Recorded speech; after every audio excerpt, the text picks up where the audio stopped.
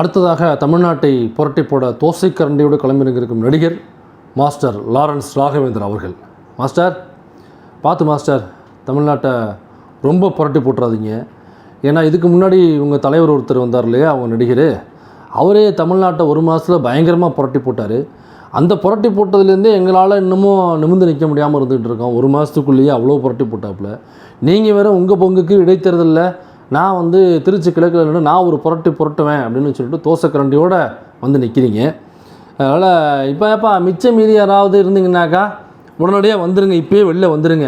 இந்த கேபிஒய் பாலான்னு ஒருத்தர் தெரிஞ்சிட்டு இருக்காப்புல. ஏப்பா தம்பி பாலா, உனக்கு ஏதாவது அந்த மாதிரி ஆசை இருந்ததுனாக்கா தயவு செஞ்சு இப்போயே வரிசையாக வந்து நின்று, அதுக்கப்புறம் லேட்டாக லாரன்ஸு மாஸ்டர் அறிவிச்சதுக்கப்புறம் அடுத்த ஒரு வாரம் கழிச்சு திரும்ப நான் எங்கள் அம்மாவை கேட்டேன். எங்கள் அம்மா இப்போ தான் எனக்கு அரசியல் இறங்க சொன்னாங்கன்னு சொல்லிட்டு அப்புறமா நீ தனியாக வரக்கூடாது.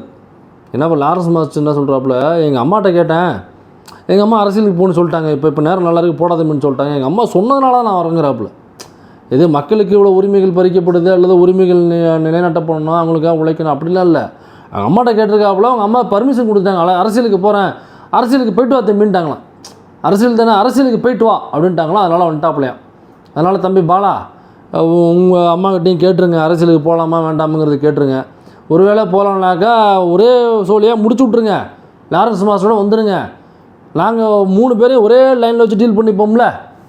அப்புறம் இவருக்கு சிஎம்முக்கு தனியாக வீடியோ, அப்புறம் லாரன்ஸுக்கு தனியாக வீடியோ, அப்புறம் கேபிஒய் பாலாவுக்கு தனியாக வீடியோலாம் போகிறது எனக்கு நேரம் இல்லை. பேச வேண்டிய விஷயம் நிறையா இருக்குது. அதனால் இண்டு இடுக்கில் சந்து பொந்துகளில் எங்கேயாவது ஒளிஞ்சிருந்தீங்கன்னாக்கா இந்த பாலா மாதிரி நபரில் எங்கேயாவது நீர்மோர் ஊற்றிக்கிட்டு சர்பத்து கொடுத்துக்கிட்டு இந்த மாதிரி நற்பணிகள் செஞ்சுக்கிட்டு அதுக்கப்புறம் அப்படியே எம்எல்ஏ, அப்புறம் அப்படியே அமைச்சர், அப்புறம் அப்படியே துணை முதல்வர், அப்படியே முதல்வர், இந்த கனவோடு யாராவது ஒளிஞ்சிருந்தீங்கன்னாக்கா தயவு செஞ்சு வெளில மாஸ்டரோட ஒரே லைனில் நின்றுங்க. அதனால் இந்த வீடியோவில் இந்த கரகாட்ட கும்பல் இருக்குல்ல, இந்த கரகாட்ட கோஷ்டி இருக்குல்ல, இந்த மக்களை ஏமாற்றுகிற ஈஸியாக நடிகர் நாங்கள் ஓட்டு போட்டுறாங்க, அப்போ மக்களுடைய தலையில் கருப்பன் படத்தில் வர்ற மாதிரி மிளகாய் அரைச்சிட வேண்டான்னு சொல்லிட்டு வர்றாங்க இல்லை, இந்த கும்பலை பற்றி தான், இந்த 420 கும்பலை பற்றி தான் இந்த வீடியோவில் நம்ம பார்க்க போகிறோம்.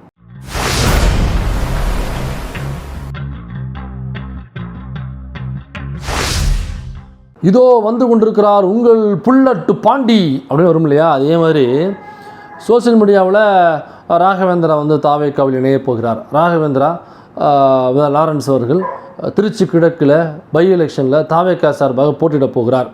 இப்படி செய்திகள் ஒரு 3 நாள் பரவுது. அதுக்கப்புறம் இந்த பிஆரை வச்சு சோஷியல் மீடியா முழுக்க நியூஸ் கார்ட்ஸு கண்ட சேனல்ஸில் போடுறது, கண்ட பேஜஸில் போடுறது, ரைட்டப்புகள் எழுதுறது. அப்புறம் இவர் பயங்கரமான ஒரு சமூக நீதி போராளி, பயங்கரமான மக்களுக்கு வாரி வாரி வழங்கிய வள்ளல், கொடை வள்ளல் அப்படின்னு சொல்லிட்டு பயங்கரமான ரைட்டப்புகள் இருக்குது. இப்படியாக இருந்தது. அப்புறம் ஒரு நாள் பார்த்தோம்னா லாரன்ஸ் நான் கட்சியில் இணைய போகிறேனா இல்லையா, தேர்தலில் நிற்க போகிறேனா இல்லையா, அரசியலில் குதிக்க போகிறேனா இல்லையா, ஒருவேளை அரசியல் குதிச்சா எத்தனாவது மாநிலேருந்து குதிக்க போகிறேன், எந்த மாநிலேருந்து குதிக்க போகிறேன் அப்படிங்கிறத அறிவிக்கப்படும் தேதியை அறிவிக்கும் தேதி பின்னர் அறிவிக்கப்படும் போயிட்டாப்புல. அதுக்கப்புறம் என்ன பண்ணாப்புல, ஒரு நாள் நான் இத்தனாம் தேதியில் நான் அறிவிக்கிற தேதியை அறிவிக்கிறேன்ட்டு போனாப்புல. அப்புறம் அன்றைக்கி கரெக்டாக நம்ம இயக்குனர் பாரதிராஜா இறந்து போயிட்டார். அப்புறம் இயக்குனர் பாரதிராஜா இறந்து போனதுனால அந்த டேட்டை நான் பின்னால் அறிவிக்கிறேன்னு சொன்னாப்புல. அப்புறம் இப்போ சொல்லியிருக்காப்புல, நான் அரசியலுக்கு வரலாம்னு இருக்கேன். ஏன் வரலாம்னு இருக்கேன்னு நம்ம காரணம் சொல்கிறாப்புல.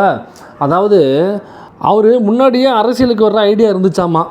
முன்னாடியே அவங்க அம்மா கிட்ட போய் கேட்டிருக்காப்புலையாம்மா. அவங்க அம்மா சொன்னாங்களாம், தம்பி இப்போ நீ அரசியலுக்கு போக வேண்டாம், இப்போ சூழல் சரியில்லை அப்படின்னு சொன்னதுனால அப்போ அவர் அரசியலுக்கு வரலையாம்.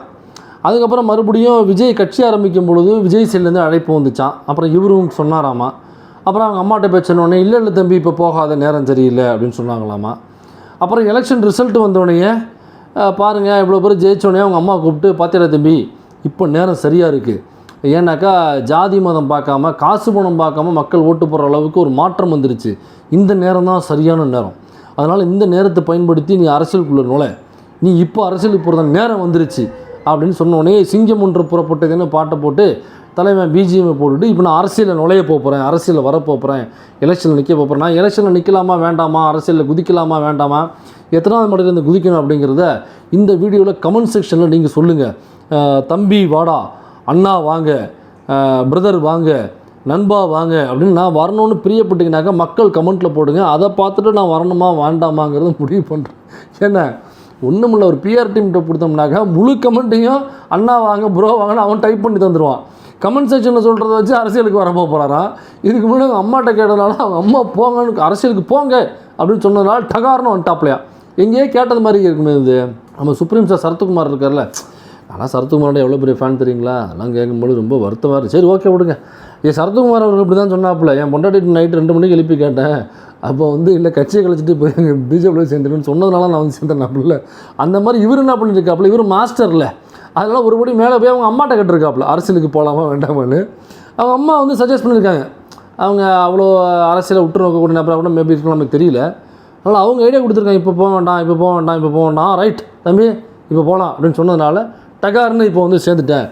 ஐயா, அரசியலுங்கிறது ஏதோ நல்ல நாள் பார்த்து இப்போ போகலாம் அப்போ போகக்கூடாது இப்போ நீங்கள் போங்கன்னு சொல்கிறது கிடையாது. அரசியலுங்கிறது என்ன தெரியுமா?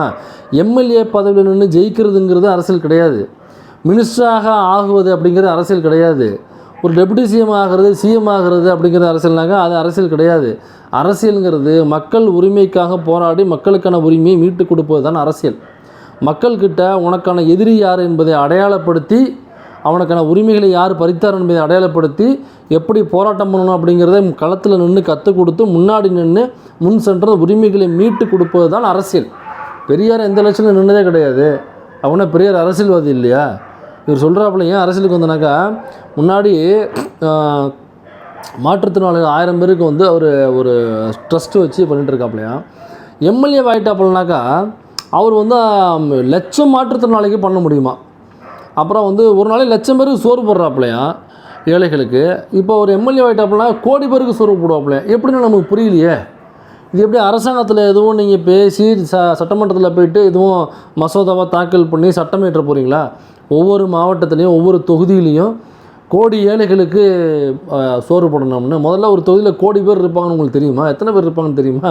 தமிழ்நாட்டுடைய ஜனத்தொகை என்ன தெரியுமா? இவர் தொகுதியில் இவர் எம்எல்ஏ ஆகிட்டாப்புல கோடி ஏழைகளுக்கு சோறு போடுவாராம். அப்புறம் 1,00,000 மாற்றுத்திறனாளிகளுக்கு இதே மாதிரி என்னால் பண்ண முடியும். அதுக்காக தான் நான் அரசியலுக்கு வர்றேன். ராஜா அண்ணே, மாஸ்டர், இயக்குனர், நடிகர், ப்ரொடியூசர், நீங்கள் இதெல்லாம் செய்கிறதுக்கு நீங்கள் எம்எல்ஏவோ எம்பியாகவோ மினிஸ்டராகவோ டெபுட்டியாகவோ இல்லை சிஎம் ஆகவோ ஆக வேண்டிய அவசியமே கிடையாது. கொஞ்சம் அரசியலை புரிஞ்சுக்க. இதெல்லாம் பண்ணுறது நற்பணி மன்றம் இருந்தால் போதும், அல்லது ட்ரஸ்ட்டு இருந்தால் போதும். அந்த ட்ரஸ்ட்டில் பண்ணிட்டுருக்கீங்களே, ட்ரஸ்ட்டை ரொம்ப கொஞ்சம் ஒய்ட்ராக்குங்க. ட்ரஸ்ட்டை ஒய்ட்ராக்கிட்டீங்கனாக்கா அதில் ஒரு ஃபண்ட் எடுத்து நீங்கள் 1000 மாற்றுத்திறனாளி பண்ணுறீங்க அப்படின்னாக்கா 1,00,000 மாற்றுத்திறனாலாம் மாற்றலாம். இல்லை ஒரு 1,00,000 பேருக்கு சோறு போகிறீங்கன்னா கோடி பேரை அதில் வச்சு நீங்கள் பண்ணலாம். தமிழ்நாடு முழுக்க ஒரு அந்த நற்பணி மன்றத்தை கொண்டு போய் ட்ரஸ்ட்டை கொண்டு போய் அதன் மூலமாக ஒவ்வொரு தொகுதியிலையும் இத்தனை பேருன்னு சொல்லிட்டு பாருங்கள் ஒரு நாளைக்கு இத்தனை கோடி பேருக்கு சோறு போடுறேன் அப்படிங்கிறது வேறு. அதுக்கு பேர் நற்பணி. இது அரசியல். அரசியலுங்கிறது களத்தில் நின்று போராடி மக்களுக்கான உரிமைகளை மீட்டு தரணும். ஆமாம், நீங்கள் மக்களுக்கான போராட்டம் பண்ணும்பொழுது உங்களை எங்கேயுமே பார்த்தது கிடையாது. நீங்கள் அரசியல் வந்து என்னத்தை பிடுங்க போகிறீங்க? நீங்கள் அரசியலில் வந்து என்னத்தை பிடுங்க போகிறோன்னு நான் கேட்குறேன். இங்கே நீட்டுக்கான போராட்டம் வந்துச்சு. நீட்டுக்கான போராட்டத்தில் நம்ம மாஸ்டர் லாரன்ஸ் ராகவேந்திரா எங்கேயாவது அந்த நீட்டுக்கான போராட்டத்தில் பங்கெடுத்து அதை குரல் கொடுத்து மக்களை ஒருங்கிணைச்சு எங்கேயாவது பேசி பார்த்துருக்கீங்களா? அல்லது நீட்டுங்கிற வார்த்தையாவது எங்கேயாவது பயன்படுத்தியிருப்பாரா? அவர் சோஷியல் மீடியா, எல்லா சோஷியல் மீடியாவிலும் அவரோட அக்கௌண்ட் இருக்குது, மில்லியன்ஸில் ஃபாலோவர்ஸ் வச்சுருக்காரு. நீட்டுக்கு எதிரான ஒரு பதிவையாவது அவர் போட்டிருப்பாரா? சரி, அந்த சிஏஎன்ஆர்சி வந்துச்சு. இந்தியா முழுக்க உள்ள இஸ்லாமியர்கள் எவ்வளோ பாதிக்கப்பட்டாங்க, எத்தனை பேர் சுட்டு கொல்லப்பட்டாங்க, எவ்வளோ போராட்டங்கள், எவ்வளோ ஆர்ப்பாட்டம். தமிழ்நாட்டுக்குள்ளே சிஏஎன்ஆர்சி வந்து நம்ம அத்தனை நாளும் போராடணும். அத்தனை நாள் போராட்டத்துலேயும் நாம் ஒவ்வொரு இடத்துல ஒரு நாளும் போய் நின்றுருக்கோம். நம்ம யூடியூப் வீடியோஸு நிறைய இடங்களில் போய் நின்றுருக்கோம். நம்ம போராட்டத்தில் நின்றுருக்கோம், ஆர்ப்பாட்டத்தில் நின்றுருக்கோம், பங்கெடுத்திருக்கோம், அதை ஷூட் பண்ணி போட்டிருக்கோம். தனிப்பட்ட முறையிலுமே நம்ம போய் அதில் பார்ட்டிசிபேட் பண்ணியிருக்கோம். இவ்வளோ வேலைகள் நம்ம பண்ணியிருக்கோமே. இவர் அரசியலுக்கு வர போகிறேன், எங்கள் அம்மாட்ட கேட்டால் நான் தமிழ்நாட்டை புரட்டி போட போகிறேன் அப்படின்னு சொல்கிறாப்லையே. இஸ்லாமியர்களுக்கு எதிரான, ஈழத் தமிழர்களுக்கு எதிரான சிஏஎன்ஆர் சட்டத்துக்கு எதிராக இங்கே தமிழ்நாட்டில் உள்ள அனைத்து மக்களும் போராடும் பொழுது நமது லாரன்ஸ் ராகவேந்திரா அவர்கள் எந்த மயிலுக்கு மயிர் பிடுங்க போனாப்புல அப்படின்னு கமெண்ட்டில் யாரும் கேட்டுருவாங்களே.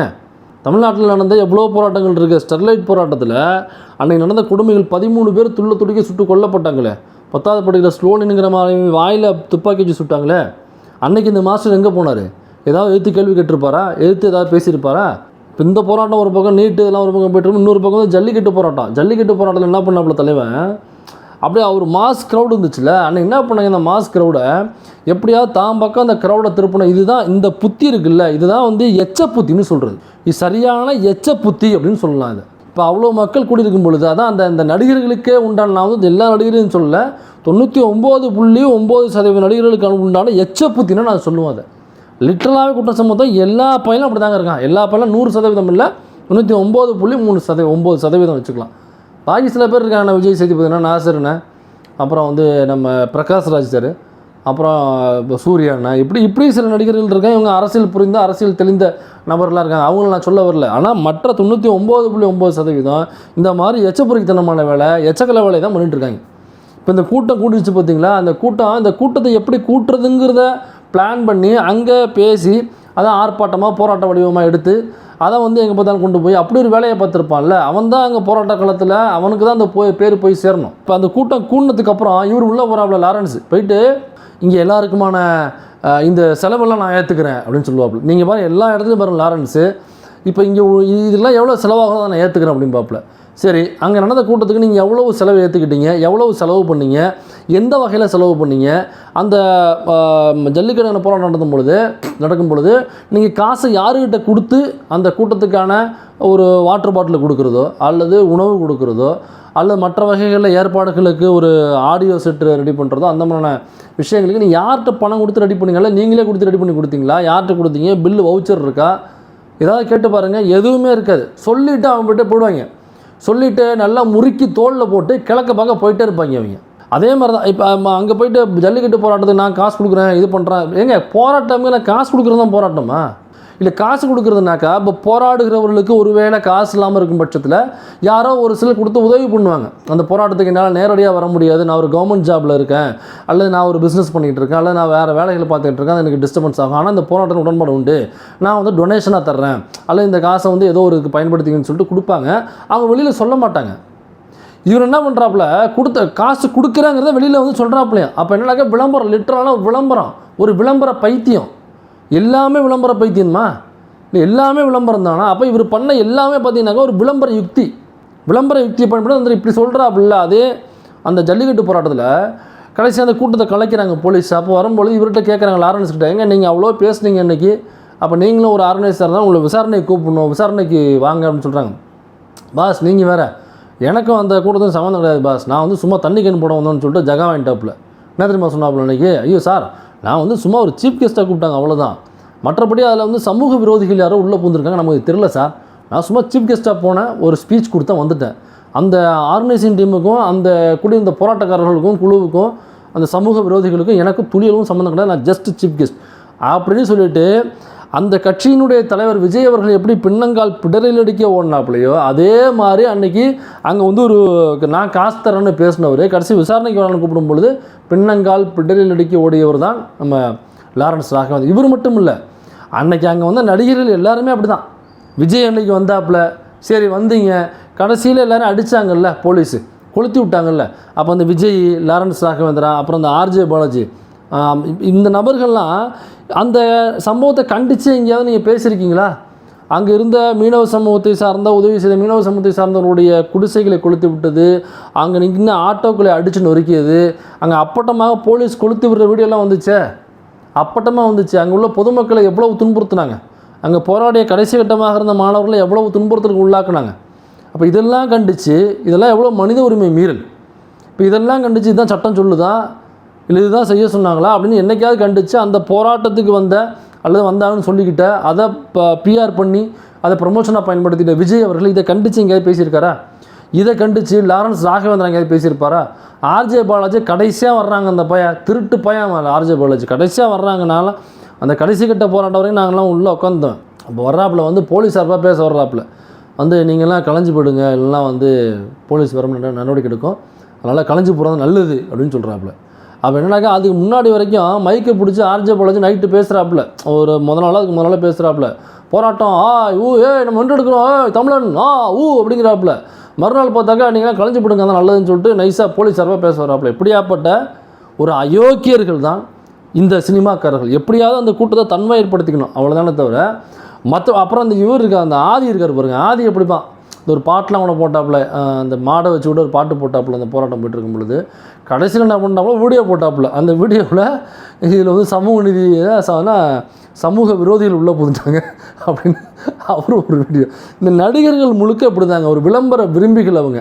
அந்த விளம்பர விருப்பத்தில் இந்த மாதிரி செஞ்சுட்டு கடைசியில் ஜகா வாங்கிட்டு ஓடிடுவாங்க. எப்படியாவது இந்த கூட்டத்தை தன்மைப்படுத்திக்கணும் அப்படிங்கிறது அவங்களுடைய உத்வேகமாக இருக்குமே தவிர, அவங்களுடைய நோக்கமாக இருக்குமே தவிர, அந்த போராடுகிற நோக்கம் அல்லது மக்களுடைய உரிமைகளுக்காக போராடும் எந்த இடத்துலையும் இந்த ஆதியோ அல்லது மற்ற நபர்களோ இந்த மாதிரி போராளிகளாக தன்னை காண்பித்து கொள்கிற சில போலி முகமுடிகள் அணிஞ்ச இந்த மாதிரி இந்த லாரன்ஸ் ராகவேந்திரா, இந்த கேபிஒய் பாலா இவெல்லாம் கேட்டு பாருங்கள். இந்த மாதிரியான எந்த போராட்டத்திலையும் இவங்களை நீங்கள் பார்க்கவே முடியாது. எந்த மக்களுக்கான உரிமைகளுக்கான போராட்டத்தையும் இவங்க நீங்கள் பார்க்கவே முடியாது. இந்த கேபிஒய் பாலா இருக்க எனக்கு தெரிஞ்சு 2 வாரத்துலேயே என்னமோ பாலா வந்து ஒரு வரலாம் வந்து எங்கள் அம்மாவும் நான் கேட்டேன், எங்கள் அம்மாவும் போக சொல்லிட்டாங்க, நேரம் சரியாக இருக்கான், காலவாசம் சரியாக இருக்குது, எங்கள் அம்மா போக சொல்கிறாங்க பாருங்கள். கேபிஒய் பாலா கூட வந்து நிற்க போகிறப்பல பாருங்கள். அப்புறம் கேபிஒய் பாலாவும் இந்த மாதிரி நிறைய அந்த நீர்மோர் கொடுக்குறது, அப்புறம் சர்பத்து கொடுக்குறது அதெல்லாம் பார்த்துட்டு இருப்பாப்புல.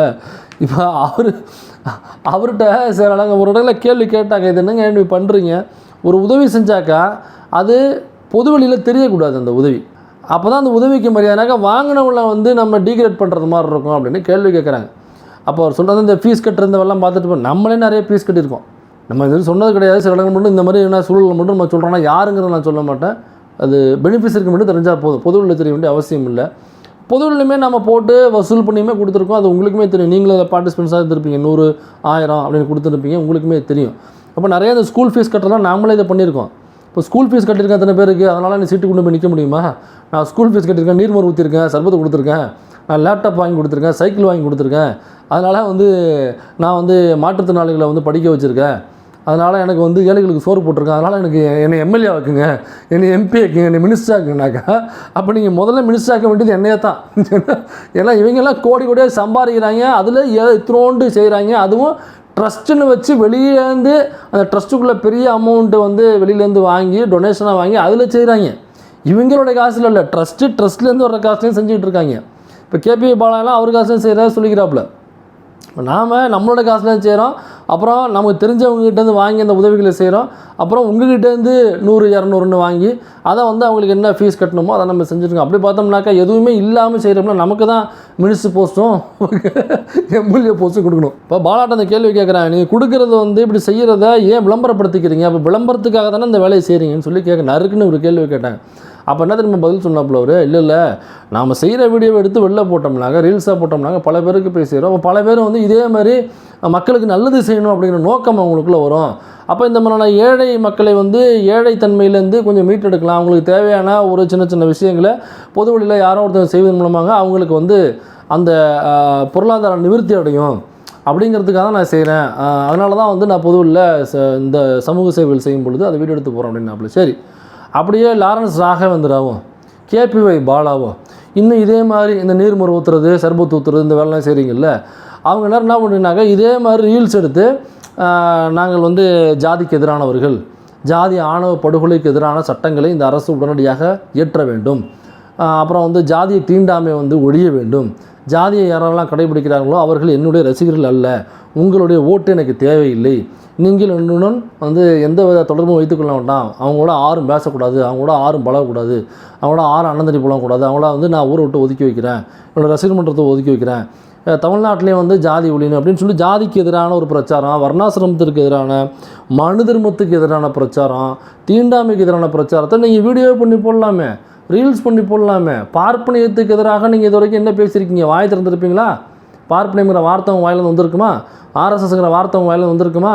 இந்தியா இது வரைக்கும் உருப்படாமல் இருக்கிறதுக்கு காரணமே மொத்தம் 2 பேர் தான். ஒன்று பிஜேபி, இன்னொன்று ஆர்எஸ்எஸ். இதற்கு அடிநாதமாக விளங்கக்கூடிய கொள்கை என்னன்னாக்கா பார்ப்பனிய கொள்கை. அதுதான் சனாதனம், வர்ணாசிரமம். இப்போ இதெல்லாம் தான் இந்தியா வந்து பின்னடைவை சந்திக்கிறதுக்கு பார்ப்பன அல்லாதவர்கள் வந்து இவ்வளவு பின்னலையில் இருக்கிறதுக்கு காரணம் இந்த கொள்கைகளும் இந்த கட்சி, இந்த அமைப்பு தான். இதை எதிர்த்து என்னைக்காவது லாரன்ஸோ விஜயோ அல்லது இந்த கேபிஒய் பாலாவை பேசியிருப்பாங்களா? இதில் நம்ம மாஸ்டர் பேசுகிறாப்புல இல்லை, கொஞ்சம் வருடங்களுக்கு முன்னாடி ஸ்ரீரெட்டின்னு ஒரு நடிகை, அவங்க பிரபலமான பேட்டி கொடுத்தது பயங்கர வைரல். இது அவங்க வந்து அந்த ஆந்திராவில் உள்ள சங்கம் ஒன்று, நடிகர் சங்கம்னு நினைக்கிறேன், அங்கே போயிட்டு ட்ரெஸ் எல்லாம் கழுவி ஆஃப் நியூடாக அதுக்கு முன்னாடி உட்காந்து போராட்டம் பண்ண ஆரம்பித்தாங்க. ஏன்னாக்கா தனக்கு வாய்ப்பு கொடுக்குறேன் அப்படின்னு சொல்லிட்டு நிறைய நடிகர்கள், தயாரிப்பாளர்கள் வந்து தன்னை ஃபிசிக்கலாக பயன்படுத்திக்கிட்டாங்களே தவிர, ஆனால் சொன்ன வாக்குப்படி வாய்ப்பு தரல அப்படின்னு சொன்னாங்க. அதில் கூட தான் நம்ம இவர் விஷால் இருக்காப்லையே அனகோண்டா, அவர் பேர்லாம் கூட அப்போ தான் அடிபட்டுச்சு. ஸோ அதே மேட்டில் பார்த்தீங்கன்னா அதே ஸ்ரீரெட்டி லாரன்ஸ் ராகவேந்திரா பேரையும் அதில் பயன்படுத்தினாங்க. அவங்க லாரன்ஸ் ராகவேந்திரா பேரும் சொன்னாங்க.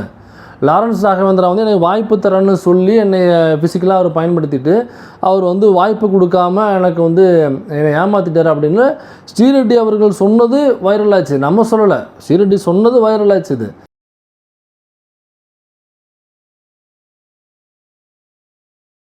இல்லைனாக்கா மறுத்துருக்கணும்ல. அப்படி ஒருவேளை உண்மையே இல்லை அந்த அம்மா சொல்கிறதுனால டெஃபர்மேஷன் ஷூட் பண்ணணும். நீங்கள் ஸ்ரீரெட்டி மேலே ஏன் டெஃபர்மேஷன் ஷூட் பண்ணல? எவ்வளோ பெரிய அழுக்கு இது.